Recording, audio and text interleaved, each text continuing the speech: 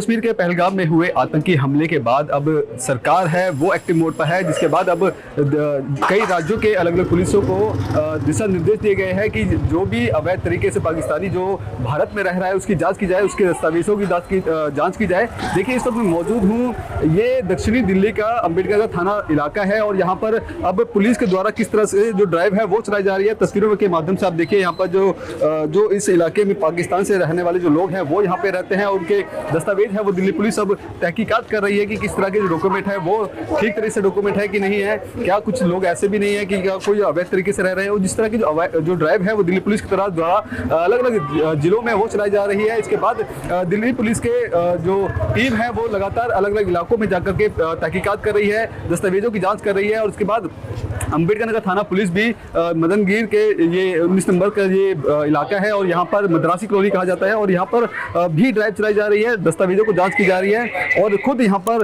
जो थाने के एसएचओ हैं रामपाल जी, वो खुद यहाँ पे मौके पे मौजूद है और अपनी टीम यहाँ पर पूरी टीम के साथ यहाँ पे जो दस्तावेजों की जांच है वो की जा रही है। कई इलाकों में लगातार कई बार ये ड्राइव कर चुके हैं, आज चौथी ड्राइव है जिसको लेकर के दिल्ली पुलिस अब एक्टिव मोड पर नजर आ रही है। आपको बता दें कि दिल्ली पुलिस के जो आला कमान है उन्होंने निर्देश के बाद अब जो छोटे छोटे इलाके हैं, जिस तरह हौज पौच वाले जो इलाके हैं वहाँ पर अब दिल्ली पुलिस के जवान हैं वो जा रहे हैं और इसके बाद अब दस्तावेजों की वो जांच कर रहे हैं। क्योंकि जिस तरह से पहलगाम हमला हुआ उसके बाद इस तरह के सवाल उठने लगे कि जो पाकिस्तान के कुछ लोग हैं वो दिल्ली में अवैध रूप से रह रहे हैं, उसके जांच करना बेहद जरूरी हो जाता है। क्योंकि जिस तरह से आतंकवादी घटना हुई है तो कहीं ना कहीं पाकिस्तान के खिलाफ कहीं ऐसी जो गतिविधि है उसकी देखी जा रही है। इसके बाद अब दिल्ली पुलिस जो सीधे तौर पर कह सकते हैं कि दिल्ली पुलिस अब एक्टिव मोड पर आकर के दस्तावेजों की जाँच कर रही है। हम जो थाना एसएचओ हैं रामपाल जी, उनसे भी जुड़ेंगे, उनसे भी बातचीत करेंगे कि किस तरह की जो ड्राइव है वो किया जा रहा है और इस ड्राइव के बाद किस तरह का जो माहौल है वो देखा जा रहा है। हम उनसे बातचीत करने की कोशिश करते हैं। फिलहाल अभी वो दस्तावेजों की जांच कर रहे हैं और पुलिस टीम, पूरी पुलिस बल यहाँ पे मौजूद है। आप देख सकते हैं कि वो तस्वीरों में दिखाइए,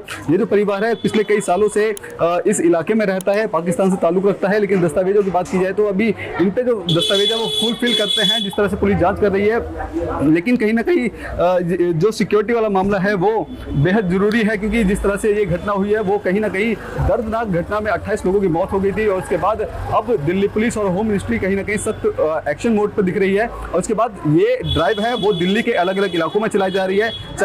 दिल्ली के अलग अलग डिस्ट्रिक्ट हैं, उनके डीसीपी के द्वारा जो निर्देश दिए गए हैं, निर्देश के बाद इस तरह की ड्राइव है वो चलाई जा रही है कि किसी भी तरह से कोई भी इलाके में अवैध तरीके से ना रह रहा हो, उसके बाद जो व्यक्ति रह रहा है पाकिस्तान से, जो उसके पास पूरे दस्तावेज हों।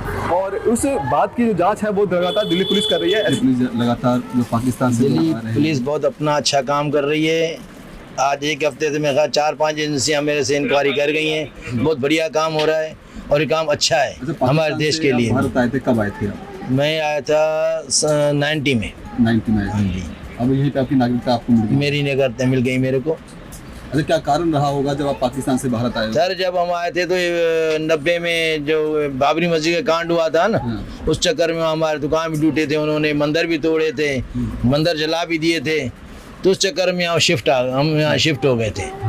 तो 90 के बाद तो हम यहीं हैं। अब ऐसे में देश का माहौल एक बार फिर से बिगड़ गया है सर। बहुत क्या जा रहा है पाकिस्तान से, मैं कहता हूँ बदला लेना चाहिए और सरकार पता नहीं क्यों लेट कर रही है।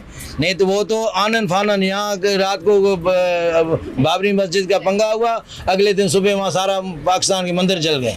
यहाँ हमारी सरकार पता नहीं क्यों डिले कर रही है।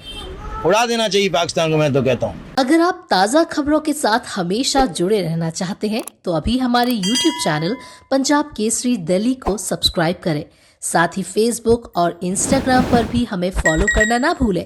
आपका समर्थन ही हमारी ताकत है। धन्यवाद।